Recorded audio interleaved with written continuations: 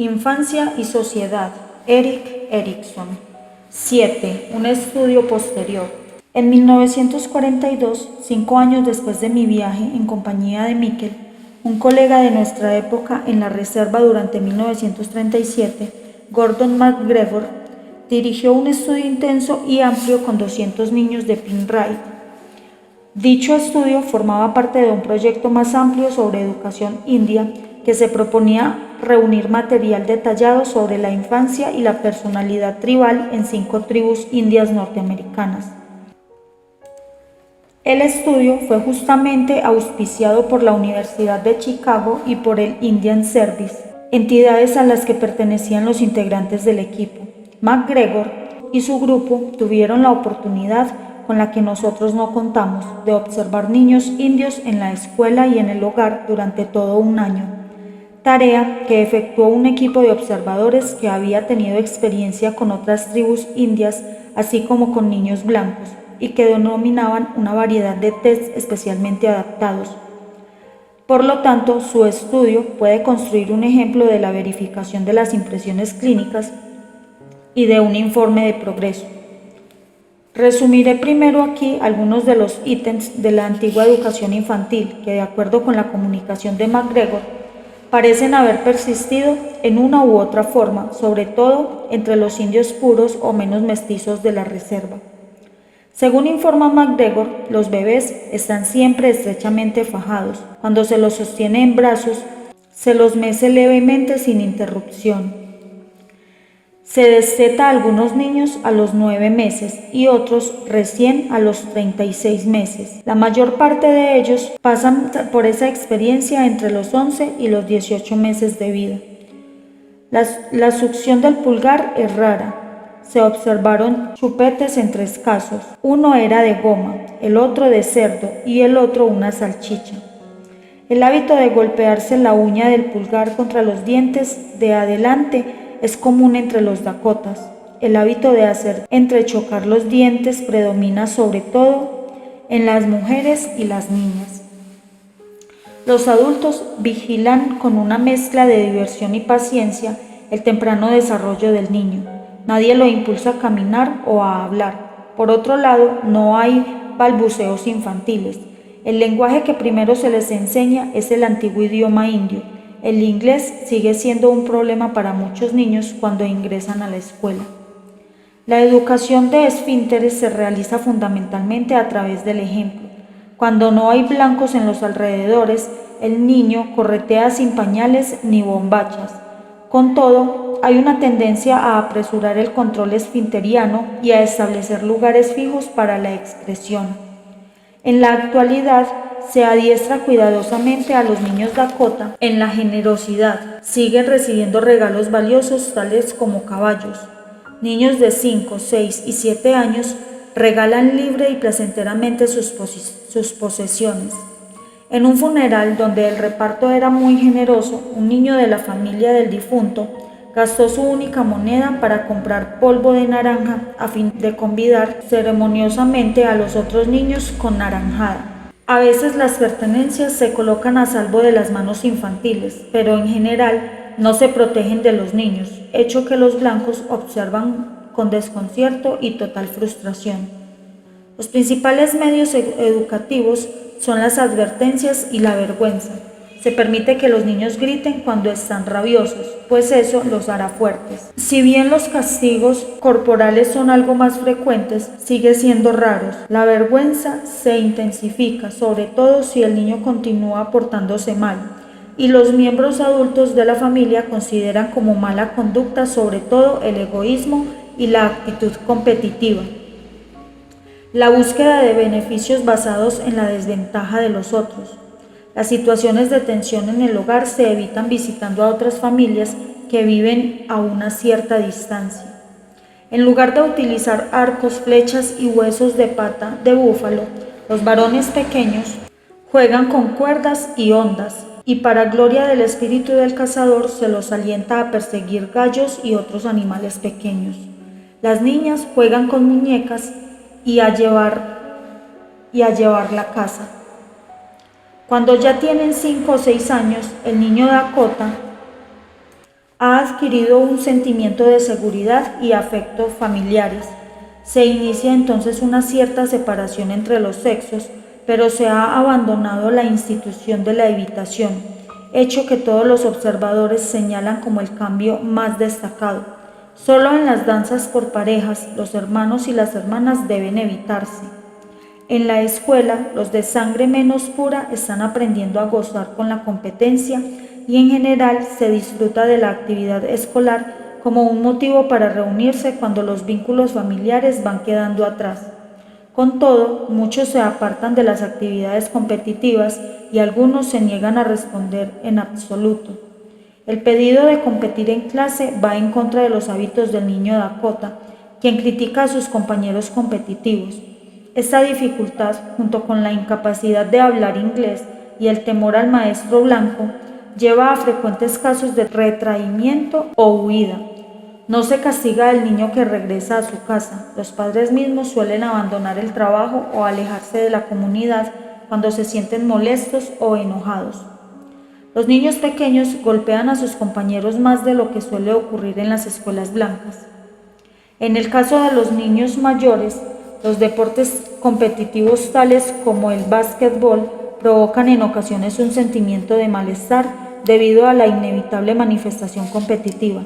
Con todo, entre los varones hay una mayor tendencia a luchar cuando están enojados, tanto en el hogar como en la escuela. Las niñas mayores siguen mostrándose temerosas de los varones y de los hombres, viajan siempre con otras chicas, se niegan a andar a caballo y se mantienen completamente apartadas de los niños. Los años de internado, que en comparación con los hogares ofrece toda clase de comodidades físicas y ricas oportunidades para una diversidad de intereses, son los más agradables en la vida del niño y no obstante, la gran mayoría de quienes ingresan a la escuela secundaria no la terminan, tarde o temprano empiezan a faltar y por último la abandonan definitivamente. Como siempre, las causas son un sentimiento de malestar por situaciones en las que el problema de la vergüenza y la competencia, la pureza y la mezcla de sangre y la relación entre varones y niñas se ha vuelto insoluble debido a los cambios en las costumbres. Además, una prolongada educación no parece prometer una identidad mejor definida o ingresos más estables. Exceptuando los años de la gran prosperidad, los varones y las niñas mayores tienden a permanecer en la reserva o a regresar a ella. Debido a su temprana educación, el hogar parece constituir el lugar más seguro, aunque los años escolares han hecho que el hogar y el niño resulten menos aceptable el uno para el otro. Habiendo aprendido que es posible evitar la pobreza, a los jóvenes les molesta ver a sus padres ociosos o negligentes. Más ambiciosos ahora, lamentan la persistente tendencia a depender del gobierno. Más habituados a las costumbres blancas, consideran destructiva la presión continua de la murmuración crítica, sobre todo cuando socava lo poco que ellos han asimilado de las costumbres blancas. En cuanto a ellos mismos, lo que aprendieron en la escuela los ha preparado para un desarrollo homogéneo de la rehabilitación tribal que la labor de las Fuerzas Armadas, la mano de obra migratoria y el trabajo industrial contribuyen a fomentar. Estas últimas tendencias los exponen a los problemas de la población rural blanca más pobre y la población urbana de color. El solo hecho de ser soldado da nuevo lustre a un antiguo rol cuando sucede que hay una guerra. Quienes siguen el ejemplo de sus maestros e ingresan al college o se preparan para ocupar cargos en la administración pública, por lo general tratan de conseguir empleo en otras reservas para escapar a la doble norma, que los acepta como mejor adiestrados, pero espera que se muestren silenciosos cuando sus mayores más experimentados hablan. Así, la comunidad pierde sus líderes potenciales. Siguen surgiendo hombres y mujeres jóvenes, íntegros y vigorosos, pero constituyen las excepciones. Aún no se han cristalizado nuevos modelos confiables para los niños Dakota. Hemos bosquejado lo que, de acuerdo con el estudio de McGregor, ha permanecido constante en la educación infantil india. Consideremos ahora lo que está cambiando. El cambio más importante en la vida de Dakota ha sido probablemente el relativo al estatus de la familia como un todo. En lugar de servir para reforzar la autosuficiencia, aquella se ha convertido en el refugio de quienes se sienten aislados e ineficaces. El vínculo más fuerte que subsiste parece ser el que existe entre los hermanos, un vínculo saludable, fácilmente transferible y utilizable para establecer nuevas aspiraciones comunales. La relación más débil, con todo, parece ser la que existe entre los hijos y sus padres, que no pueden enseñarles nada y que en realidad se han convertido en modelos que deben ser evitados. En cambio, los varones buscan las alabanzas de sus pares. Entre las niñas casi todas las antiguas habitaciones han sido abandonadas o se han debilitado hasta el punto en que no constituye más que actos vacíos de acatamiento. Una extraña mezcla de tristeza, rabia y una otra vez vergüenza y malestar parece haberse introducido en estas antiguas relaciones de respeto. Educarse y conseguir empleo son nuevas e intensas ambiciones que no obstante pronto se agotan porque aparentemente no es posible vincularlas a ningún rol o a ninguna función particular. Los niños sostienen lo que sus mayores saben, esto es que, y estas son mis palabras, Washington, el clima y el mercado hacen imposible toda predicción. El estudio de MacGregor recurrió a una amplia batería de entrevistas y test a fin de llegar a una formulación de la personalidad Dakota, una imagen compleja que, según afirma aquel, no representa ni la personalidad de un niño particular ni las personalidades de una mayoría de niños. No puede decirse que exista con todos sus elementos en ningún niño en particular, para no hablar de una mayoría. No cuestionaré ni discutiré la metodología utilizada en el estudio, sino que me limitaré a señalar algunos de los datos que arrojan luz sobre la vida interior de esos niños. Para responder a una pregunta que sin duda más de un lector desea plantear, la inteligencia de los niños Dakota es levemente superior a las de los niños blancos. Su salud, con todo, corresponde a la de los blancos rurales subprivilegiados. No hay duda de que el hambre crónica provoca apatía y buena parte de la lentitud. La falta de ambición y también la quemante amargura de la vida en la reserva se debe simplemente al hambre. Con todo, el grupo de MacGregor, después de un estudio exhaustivo, considera que la apatía general es tanto la causa del hambre como su resultado, pues ha obstaculizado la iniciativa y la industria en situaciones que ofrecían posibilidades de mejoramiento.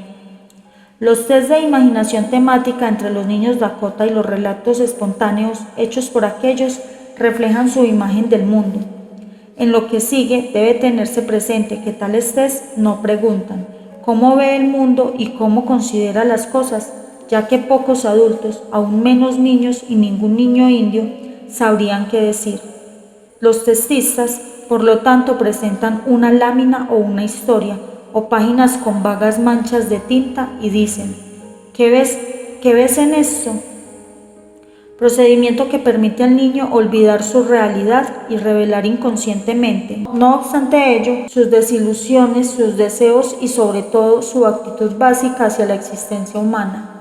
Los niños Dakota, según afirman sus examinadores después de un cuidadoso análisis cuantitativo de los temas producidos y las apercepciones reveladas, describen el mundo como peligroso y hostil. Las relaciones afectivas en la temprana vida hogareña se recuerdan con nostalgia. En otros sentidos, el mundo parece carecer casi completamente de definición y propósito para ellos. En sus historias no se nombran a los personajes, no hay una acción ni un desenlace definidos. Al mismo tiempo, la cautela y el negativismo se convierten en las principales características de las manifestaciones del grupo como un todo. Su culpa y su rabia se expresan en historias de crítica trivial, de golpes sin objeto y de robo impulsivo, simplemente por venganza. Con todos los niños prefieren las historias que les permiten escapar del presente, pero la imaginación del niño Dakota retorna en la época anterior a la llegada del hombre blanco. Las fantasías sobre la antigua vida no se evocan como glorias pasadas, sino como satisfacciones que pueden retornar para compensar por las tribulaciones y los temores del presente. En las historias de los niños, la acción es casi siempre iniciada por otros y en general es desconsiderada, nada digna de confianza y hostil, y lleva a luchas y a la destrucción de juguetes y pertenencias, y provoca en el narrador tristeza, temor y rabia.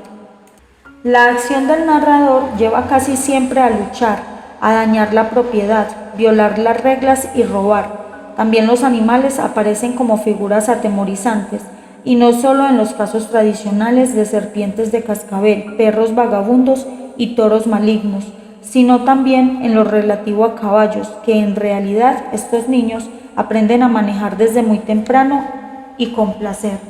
En cuanto a la frecuencia de los temas, la preocupación por la muerte de otras personas, su enfermedad o su alejamiento ocupa el segundo lugar después de las descripciones de hostilidad provenientes de personas o animales.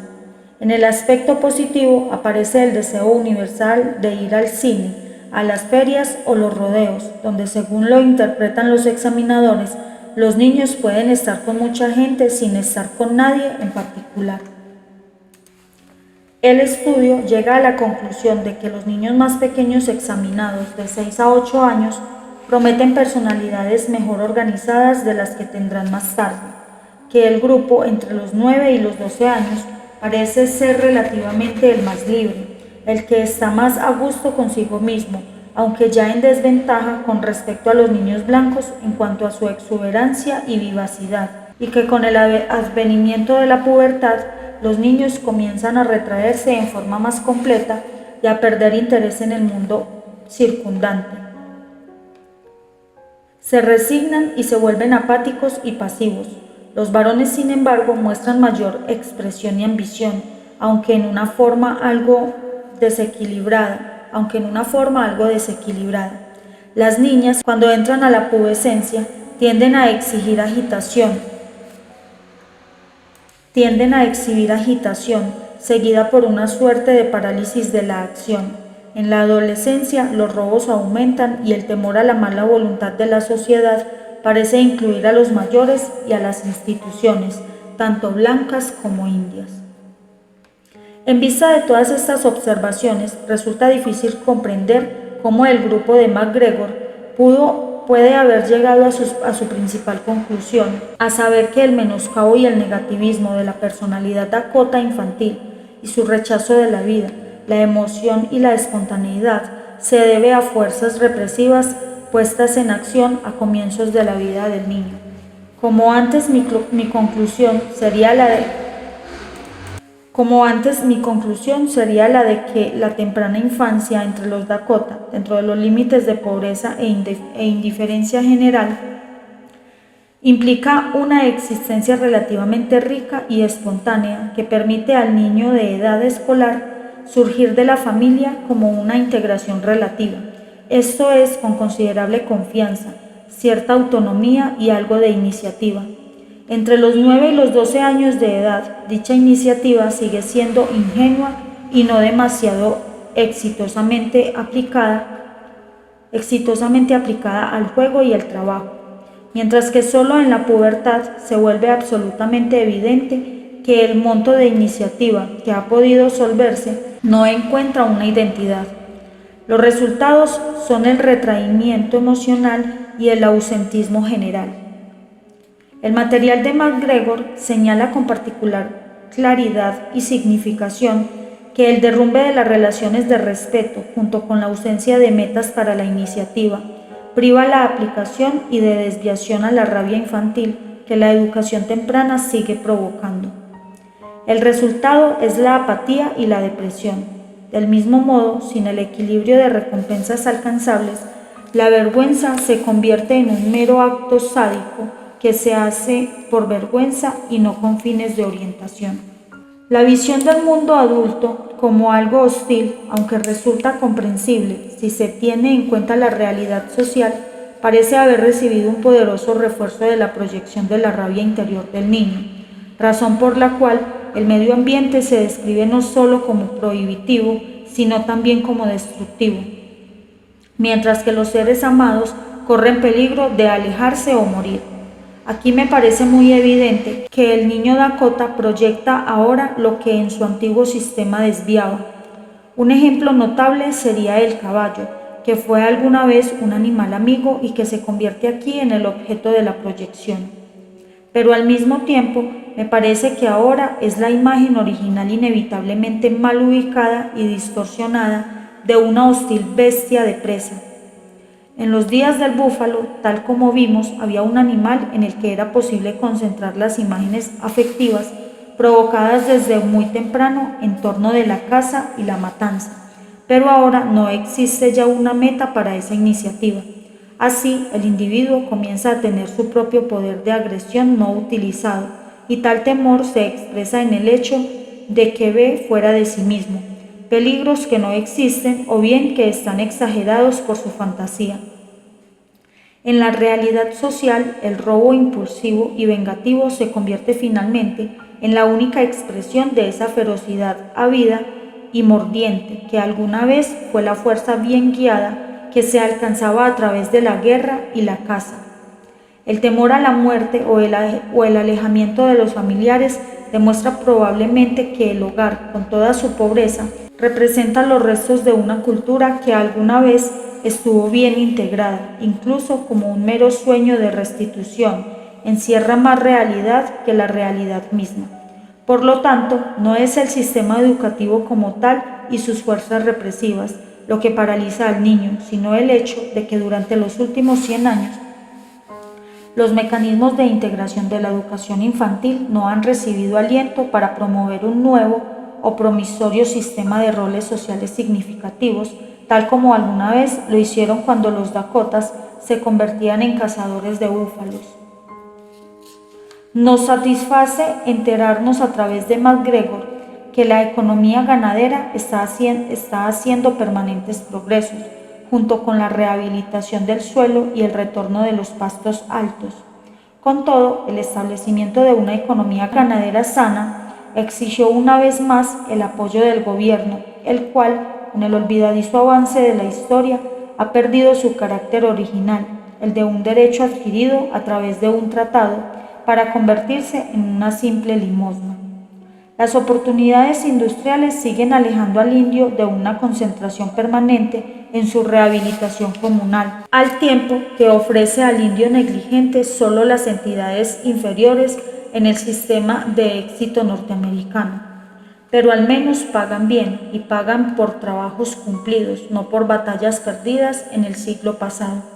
Por último, con todo el respeto y la comprensión debidas a la situación y a la naturaleza particulares del indio, y con fervientes deseos de que logre rehabilitarse, es inevitable llegar a la conclusión de que a la larga solo puede beneficiarse a través de un progreso político y cultural de la población rural pobre y la población no blanca de toda la nación. Los sistemas de educación infantil cambian para bien solo cuando se sustenta una tendencia universal a establecer entidades culturales más amplias. Para un próximo audio, capítulo 4, Los pescadores de salmón. 1. El mundo de los Yurok.